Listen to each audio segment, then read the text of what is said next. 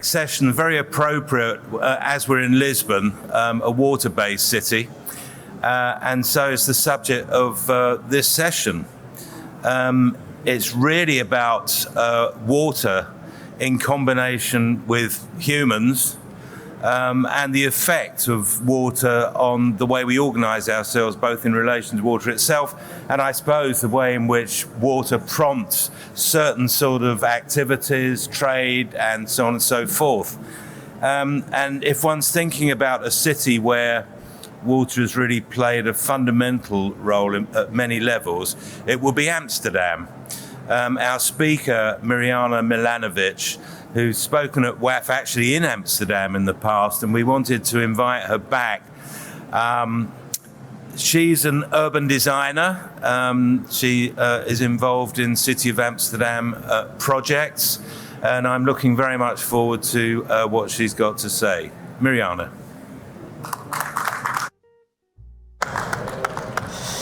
Thank you.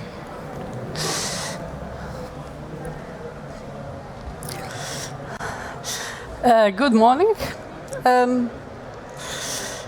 First of all, thank you for the invitation to speak again about our project in Amsterdam. I will try today to show something that I think happened between our previous WAF in Amsterdam, some sort of, one could almost say, paradigm shift in the way that city and architecture are looking into the future and into coping with challenges that face us. Amsterdam is, of course, a city on water, and it's in its DNA that the resilience, the defense from high waters is built in very much into the form and into the function of the city. It's about boats, it's about bridges, it's about houses that also served as warehouses in the past. And this resilience and public space on the water was very interestingly challenged and also shown in the time that is behind us, the COVID times, in which the city suddenly got another dynamic, another atmosphere. People started walking, people used the edges of water as relaxed space, as working space, as sports space. And the city got suddenly another very local character. And also what in those times was very, how would I say, very obvious. Of course, it was there always, that the parts of the city, that the small squares or terraces of closed restaurants were places where neighborhoods came together. And that feeling of local necessity, of meeting each other, of looking well into one's city, that is something that this previous crisis that we almost forgot brought us. But of course another crisis has been here all the time, and we're very much aware of it. And if there is a country that was built on this relation and this awareness of water all around, then it's for sure the Netherlands. And this climate change around us also forces us to think about another aspect of it. So one thing is resilience, defense from waters, in which engineering in the Netherlands has hundreds of years of experience. But the other thing is responsibility, awareness that everything we do has consequence somewhere on the other side of the world, and that these CO2 emissions are something that we really have to bring down altogether. So from very first settlements in the Netherlands, there were two ways of coping with water and danger from water. One was hiding behind the dikes, and another one was building settlements only on a bit higher rise hills, 2-3 meters high parts of land, and in that way allowing water to conquer the surrounding and having dry feet on this special area. This is a city, the small town of Marken, hundreds of years old, and still with this high dike and water system behind it, allowing rainwater to be taken away in necessary times. And then Amsterdam with exactly the same principle of canals that allow houses to have dry areas next to the water. The system of locks is still working, so it's a permanent maintenance of this water system of the city and of the country. Just to show why is this so important, on the left side, dikes and security levels. Some of the dikes lines here are calculated to last for 10,000 years to be able to prevent water that would come once in 1,000 years. Some of them once in 10,000 years. That is those are the dikes defending Amsterdam. And why it's that necessary, it shows the right image. Parts of the country that are far under the sea level. So from the national airport, Schiphol, to the whole polder and city of Almere, there are 5-6 meters under the sea level. Amsterdam and the waterfront of Amsterdam is actually elevated. So this is the part where another approach is used. Not a dike around the low land, but making high land in order to make it secure from the future. What is on the upper image is actually old water arm from 17th, 16th century. And all that water was sort of conquered by making land on it. So the whole area that we will be talking about is land made of water. I've understood that also Lisbon has that sort of experience, many other cities in Europe. And on the lower image, the new projects of the city. So since the water lost its economic value, the ships are now using other ports and other waterways. The waterfront of Amsterdam is freed for housing development. And I will show today some projects in the inner part of the waterfront and of the outer part of the waterfront. Those two are divided by big locks in the east. So developments on the waterfront started sometime in the 90s and are now getting in full dynamic and speed. They're also very much changing the image of the city. The city was always on the southern side of the waterfront, the northern side was poor and industrial. And now that the housing and amenities like Film Museum here are making this step across the water, suddenly this water in the middle becomes the big, almost square of the city, the central part of the city. This is the area of Overhoeks with all the Shell Tower that was rebuilt, and with the first high-rise on the waterfront being built now. All these areas on the waterfront are connected with each other with the free public transport, with boats that go from one part to another. And this is the area of so-called NDSM. This was the old industrial area, shipyard.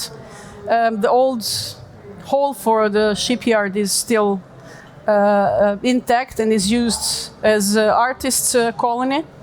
But in the last 2 years, 3 years, a very, very large number of buildings came up and very much as mixed-use development. So there are shops, there are working places, hotels, offices. So this is actually a sort of small town in itself, where you don't need to go somewhere far away for daily amenities. The architecture started in waterfront in the times that Hans Ibelings, the critic, Dutch critic, called it architecture super Dutch. There was something powerful and still innovative in it. On the left side, Sporenburg, and on the right side, the new buildings on NSM area that I just showed. And the newest building just out of the big locks by Barcode and big architects. And interesting about this building was that the designs were made 20 years earlier. The crisis came, and only a new design lately managed to be built because of its very special position in the water of the IJmuiden. In front of it, floating housing. Just last week, floating housing was announced as immaterial heritage in the Netherlands. So floating housing is also one part of that way of living with water and literally on the water. Another example, outer sea, and this is then the approach that some of the early settlements had, making land very high so that the water, if it comes, it doesn't come to the streets or parks. This is the Centrum Island with self-built houses, individual projects on this sort of land. So all this land is man-made. This is how it looked like some years ago, and this is how it should look in maybe 3, 4, 5 years. Most of it are self-built houses, so people directly buy land and build their own houses. But there are also 2 projects that were won in competitions. And that is probably interesting to say that the competitions have a brief that is very much oriented to sustainability. So enforcing use of wood and energy neutral buildings. One on the south side on the corner was made by Search Architects with modular wooden elements. And the one on the northern side, the crucial point of the island, just at the sea, at the water edge, is done by Mark Kuller Architects, and he will tell something more about it this afternoon. It's a very sustainable project, but it is also a very social project. So this combination of sustainability in terms of energy and use of materials on one side, and the other side, the social aspect of it, the social sustainability, if you could say. This combination is very characteristic for all new buildings that are winning competitions at this moment. Another project, the one that I showed 4 years ago in the very, very early stage, it is now approaching development. The project for 5,500 homes with mixed functions with the university, schools, working places, and with a lot of attention for public space.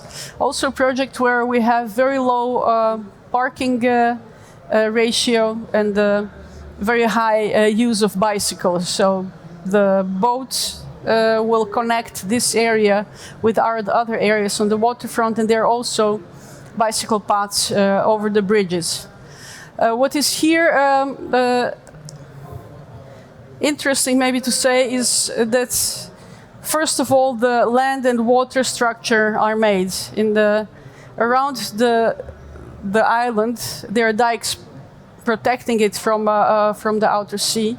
Next to it, on the left side, are main locks of Amsterdam, protecting the inner waterfronts, and showing on the right side the outer water to the outer islands.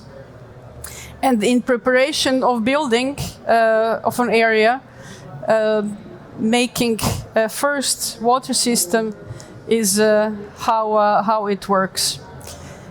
These are the buildings that will be built in the first phase, and in that, in choosing where we want to build first and how do we want this neighborhood to start living as a community from the very beginning, we chose a small concentrated piece with the university next to the main public space, the water square, where the boats will land, and the main street going to the right to the stop of public transport, the tram leading to the center of the city.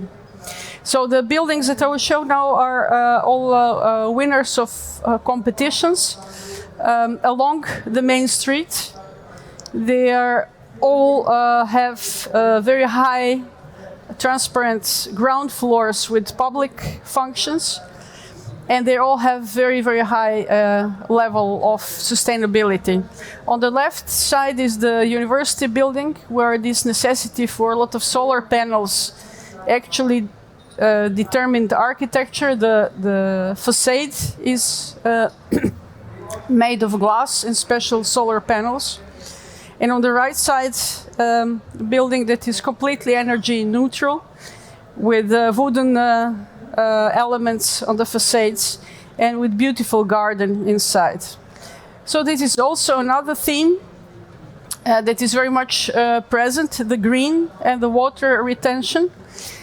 This project won because of the series of green roofs that on one hand take water in. They are used for retention of water and for watering green and plants in dry periods.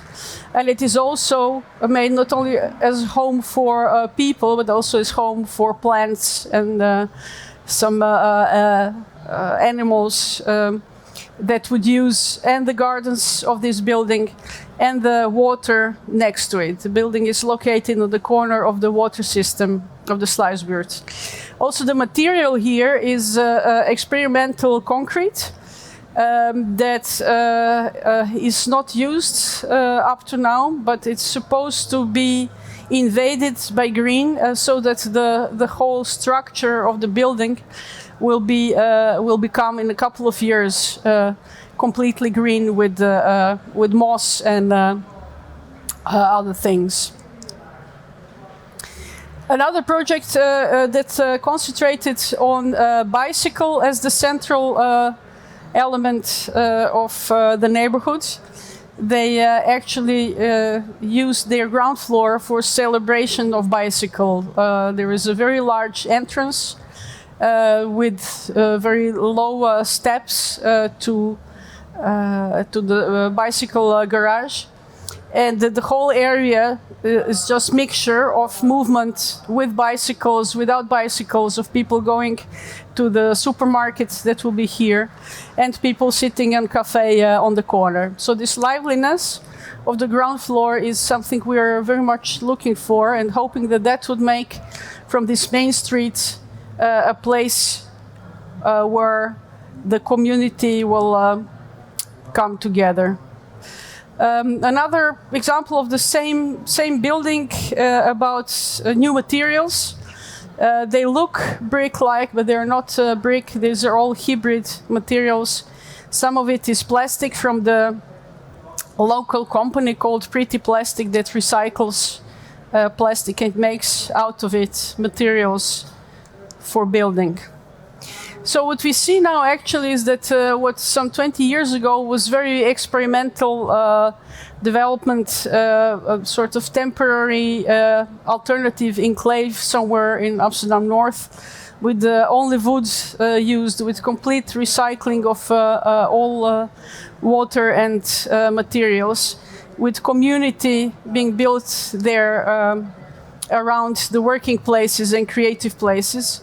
That what some time ago was alternative is now coming, especially in the use of wood and other materials.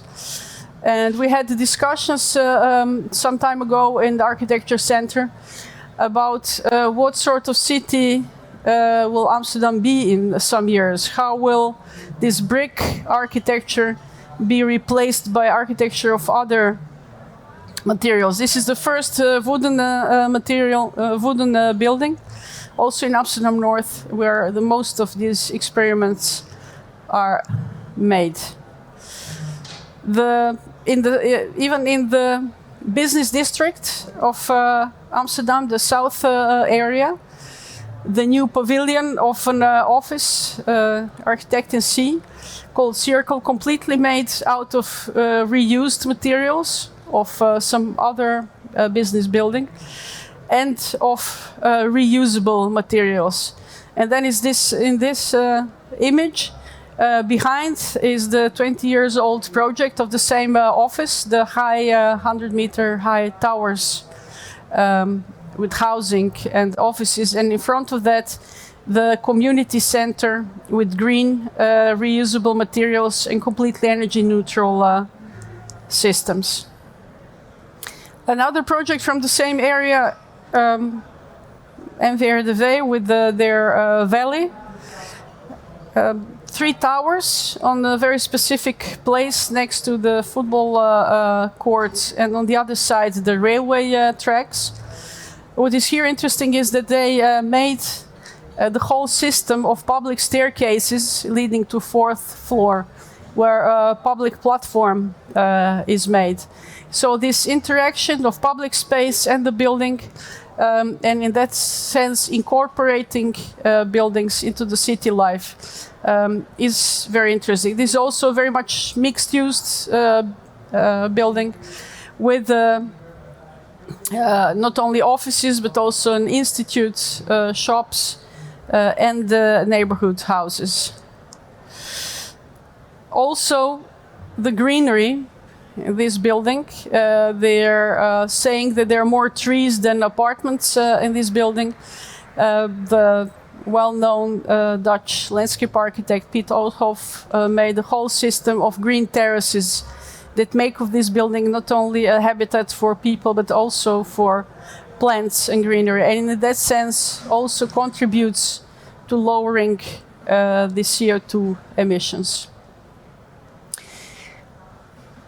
And then coming to actually the first project of the same office, on the left, Silodam, probably the first big development on the waterfront after beginning of transformation from industrial to housing.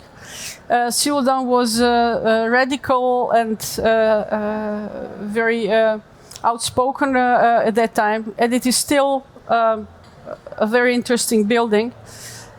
But the change of times is, I think, here also obvious that in the previous project it was all about communal and green, and here actually this individual expression of facade was what held the whole project, and also a very, very big garage next to it. So there are no more big projects with large garages almost in Amsterdam.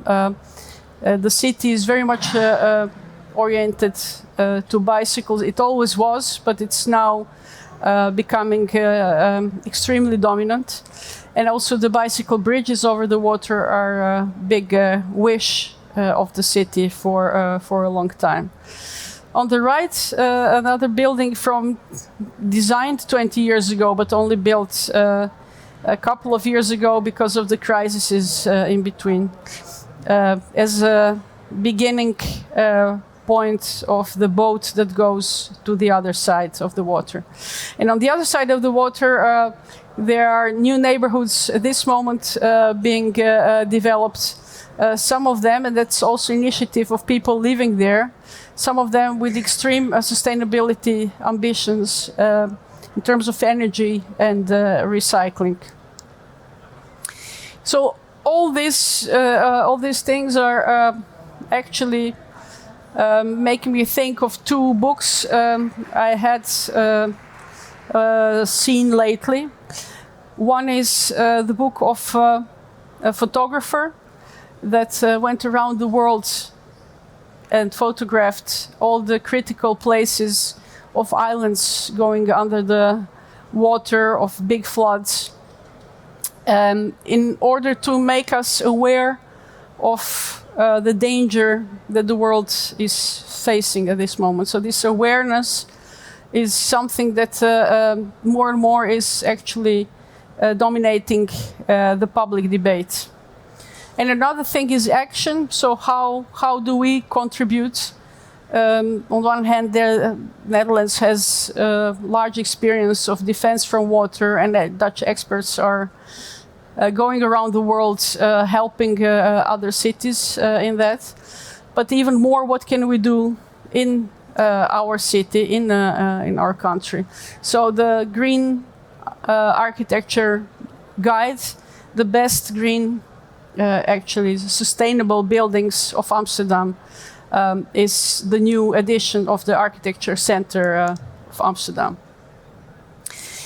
So where does that bring us, urban designers? We are feeling that the times are very much changing at this moment, that some paradigm shift is actually already here. We are, on one hand, standing on the dikes and experiences of our predecessors, but on the other hand, we need to recognize what our contribution can be to the world in general, and also to the every small detail, every building is important in making this system of not only water but also energy and waste a complete system that will make our city resilient, both resilient and sustainable. Thank you.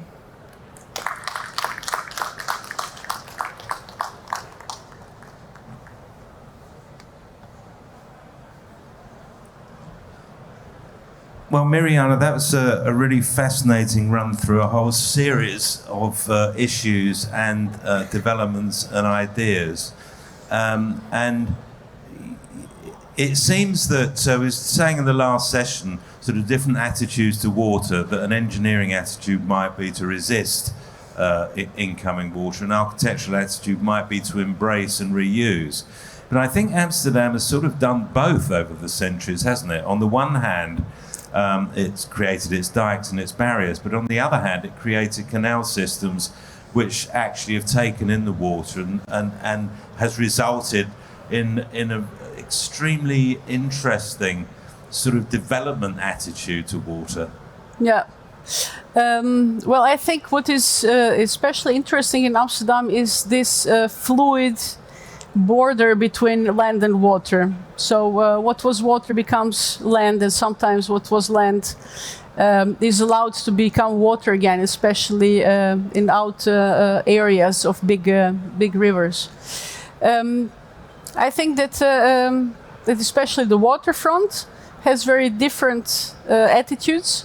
Some of them are just allowing the existing to be leading in what the new developments would be.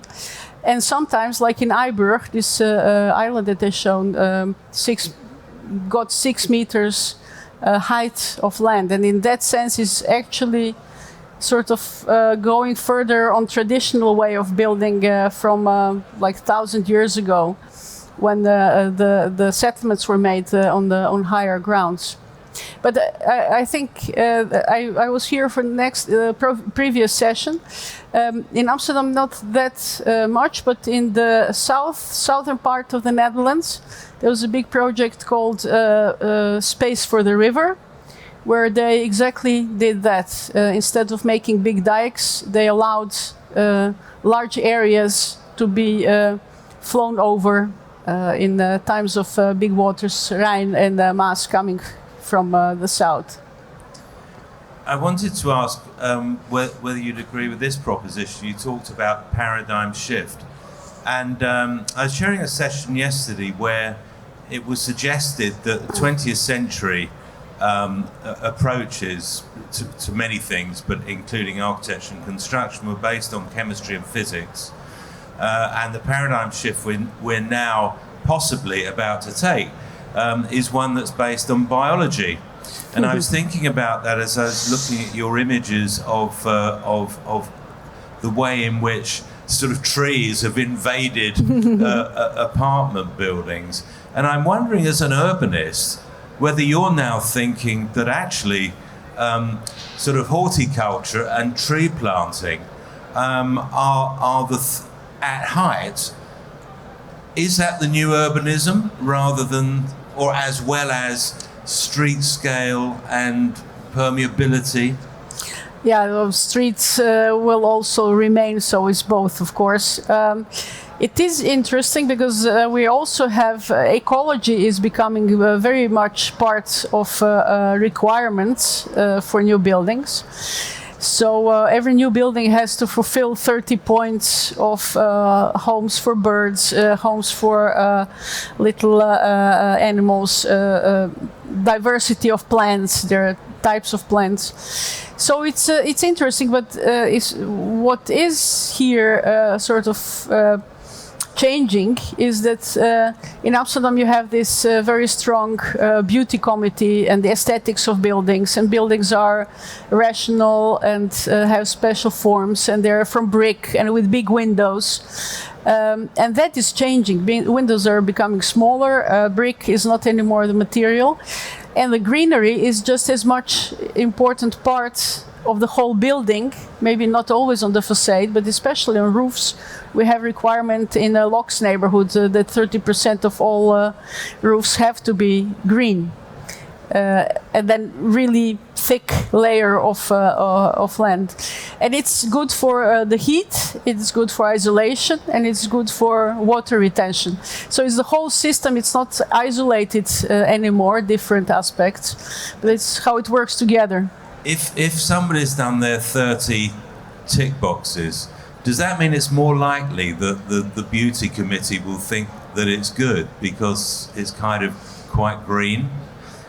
I don't know. We haven't been with that project to beauty committee yet, so I'm really curious to hear how they will react to it. Yes. I have to say, just as an aside, that we had our opening session yesterday was about beauty and aesthetics, and the critic Stephen Bailey was complaining bitterly about the fact that artists, in his view these days, they will take almost anything as their theme and inspiration except beauty. Now, they don't want to know about beauty; it's got nothing to do with them.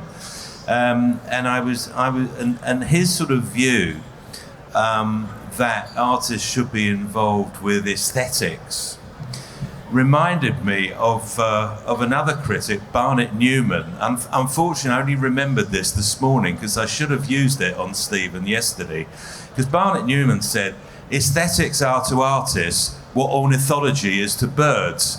And I thought that was a kind of a wonderful riposte to this idea that artists should go round, worrying about this issue or that issue at someone else's behest, when what you really want them to do is just get on with what they want to do. That's why they were artists in the first place. So I just wanted to get that gag out there, guys.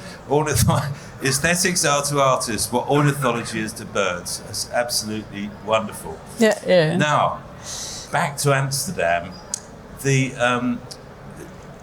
I think to the eyes of most people, or most Europeans anyway, the extraordinary variety and kind of creativity of Amsterdam architecture, with no particular single style, but on the other hand, a sort of recognizable, one might say, sort of formal informality. To what extent does this arise, you think, from this relationship to water? I mean, do we see that sort of architecture elsewhere in the Netherlands, not in a watery context? Interesting question. I think you could say that the Netherlands as a whole has this new approach. That green buildings are appearing in Eindhoven and in Rotterdam. But I think what is specific for Amsterdam is the scale in which we try to develop. So not to develop very large areas at the same time, but to develop building by building. And in that sense, actually achieve this sort of diversity in the city. I think that's what makes Amsterdam a bit more individual in that sense than other cities. And of course, from an urbanism point of view, there's always the potential threat of the tall building, which has tended historically towards similarity, if not straight replication. Sometimes overwhelming the individuality or kind of character of existing circumstances. And it was I felt sort of slightly undecided, because some of the tall buildings look very different and some of them look like the sort of thing that could appear anywhere. Yeah. And I assume that this is sort of what the Beauty Committee is there to resolve. And I wonder whether the distinctions they make, let's say between materials and form, to what extent they're saying, well, if it's not wood, it's bad. I mean, in other words, I suppose, to cut to my real question, are steel and glass skyscrapers going to take over central Amsterdam the way they've taken over so many other cities? I think for two reasons not. First of all, the sustainability requirements in Amsterdam are much higher than in the rest of the country. So making a glass building is extremely difficult and expensive. It would all have to be of triple glass. I'm talking about housing. Office buildings are different. So I think there is even an opposite sort of challenge, that there is less and less glass, that in order to achieve this sustainability, architects are making the windows smaller and smaller. That's actually more than what I can say. Although in one of the examples that they showed, the oldest one, the Overhoeks with the Shell Tower, yes, these buildings are, first of all, first two or three behind the Shell Tower are something you could say generic type of building, but behind that are coming more interesting buildings of Meccano and other architects. So no, I don't think we will have glass towers in Amsterdam. Rotterdam maybe, Amsterdam not. Everyone will be quite relieved by that. Can I ask you showed some interesting images of how waterside environments had enabled people to have at least, a glimpse of civilized life during pandemics and lockdowns. Do you think the effect of all that, the desire for outside space, more exercise, is that now has that become permanent, or did everybody go back to the old ways as soon as lockdown ended? It's maybe too soon to know that, but I think a lot of it is remaining, especially walking in the city became much more present in the old city, of course, but I think also in these new areas that people discovered that walking gives some opportunity to meet other people, and it's also healthy exercise. I think the quality of public space very much determines if they are used to sit there, to walk, to be there, not only to pass through them, but also to sort of enjoy them being there. Because there was sort of irony that, on the one hand, from an urbanism point of view, the idea of public space being something where people would meet, but on the other hand, during the pandemic, the idea that you didn't want them to meet, so it was fine to be in space, but please no intimacy, and it's a kind. I was thinking about the extent to which actually that's true anyway.